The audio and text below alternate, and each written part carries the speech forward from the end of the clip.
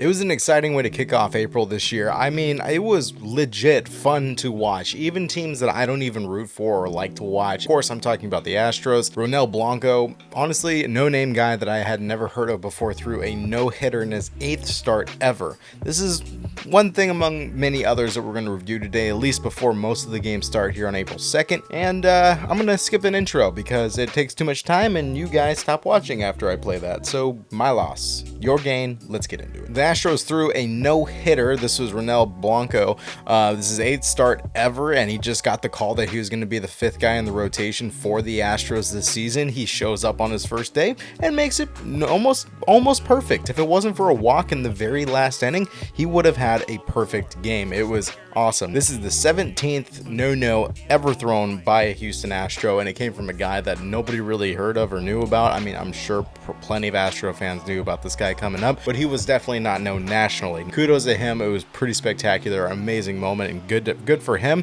Just if we could maybe play the Astros when he is not on the mound. Keeping it within pitching, Shota Imanaga, another guy that was not proven in the MLB. I even mentioned this in prior videos when the Cubs picked him up when they lost Marcus Stroman. It's like, hey, I don't know. He's really good with the Bay Stars over in Japan, the same team that Trevor Bauer played for. I believe it was last year and the year before. Lo and behold, all the way up to the 6th inning, he was throwing a no-hitter. He did give up a single to center field, and that broke the streak, but he was able to close out that inning with a strikeout and did an amazing performance, got a stand-up ovation. Pretty impressive and awesome to watch. So I'm a fan already. I think it was a great signing by the Cubs. It was risky, almost like looking at the Dodgers with Yamamoto and how much they spent. I think Imanaga at this point, better deal. Switching over to the offense, I think we're done with pitchers already in this entire video, and this is gonna be a quick video. Westburg, I've been talking about Westburg. As far as the Orioles go, I still don't have the hat. I don't know what happened. I already filed for that. So if you guys are wondering, those who subscribed, and if you haven't, please consider subscribing. I'm working on the Orioles hat. I am filed for a lost package. I don't know what happened to it. Walk-off home run yesterday for Westburg in Camden Yards. An awesome finish, just a good feeling. This guy was a little bit cold at second base, and I was mentioning this because a lot of Oriole fans were saying, oh, you need to bring him up.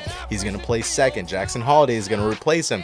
And lo and behold, the very next day after I make a statement about this exact thing, walk-off home run. This dude is clutch. He's good defensively. He's got a good bat, and that's the thing. He comes through when you need him, and the O's took the win. I'm a huge fan of Westburg. I still say, but Jackson at third. I'm saying Holliday can do it. Don't undermine him. Don't think that he can't do it. He's young. He's 19. Bring him up. Let him play third.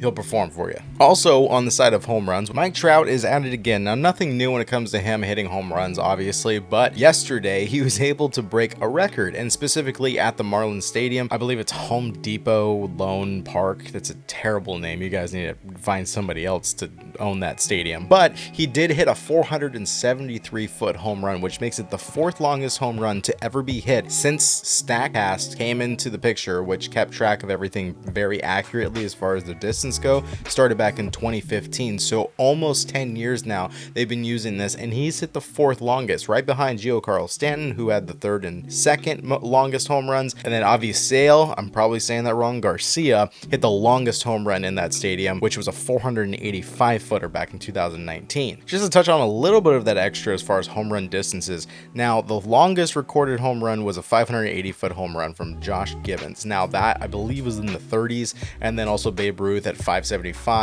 But if I go down to the 10th longest home run, at least in modern era, because I see Giancarlo Stanton at Coors Field hitting a 504 home run, I'm going to say that this home run was probably in the top 20 for the longest home runs in baseball history. And since we have StatCast, it's probably a little bit more accurate, especially since they're trying to measure where a ball landed back in 1930.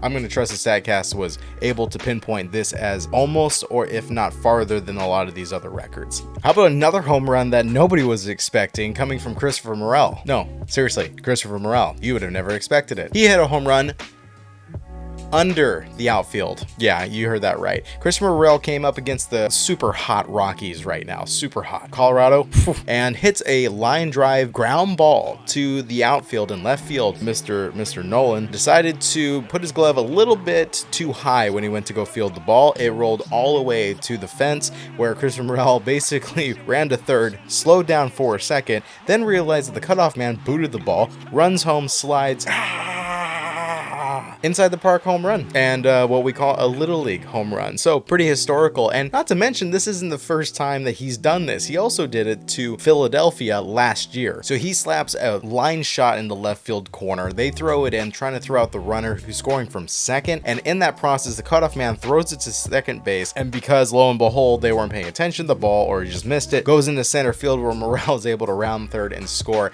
as another little league home run. Now we get kind of sad.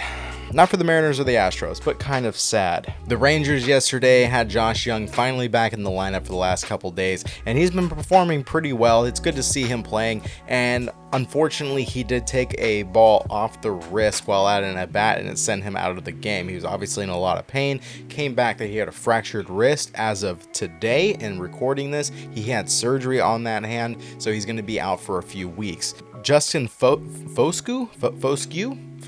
I think it's Foscue. He will be the one replacing Josh Jung over at third. He's been called up from AAA. He's 25 years old, is the number 5 prospect for the Rangers, so pretty promising. Obviously, he's highly regarded, and they think that he's good enough to be brought onto the MLB roster and replace their very talented Josh Jung, an all-star. Now, Justin's time in the minors, I mean, not too bad. He had 462 at-bats. He had 123 hits. He had 18 home runs, 85 walks, 84 RBIs, and only 70 strikeouts with 14 stolen bases. His average was a 266 and his slugging was a 468. So if he can bring that to the MLB, he could be a very good asset for the Rangers at third, especially as a nice fill-in spot.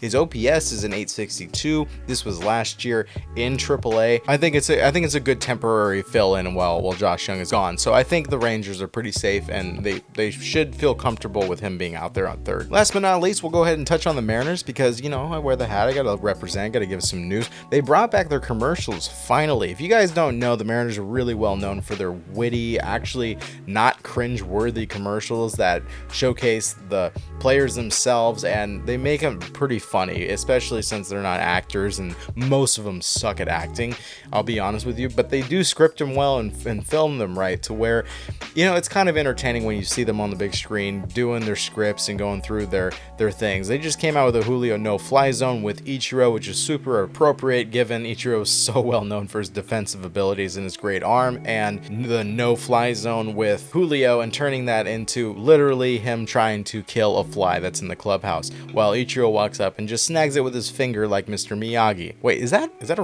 really, that could be a racist commercial, couldn't it? You guys are all sensitive in downtown Seattle. I can't stand you guys, but I love the commercial. I love the fact that they're bringing them back. It was funny. I love the Mariners. Go Mariners, go D-backs, go Padres, and everybody else have an awesome, fantastic day. But subscribe, like, and share before you go. I love you all as well. I'll see you on the next one. Enjoy the games today. Peace.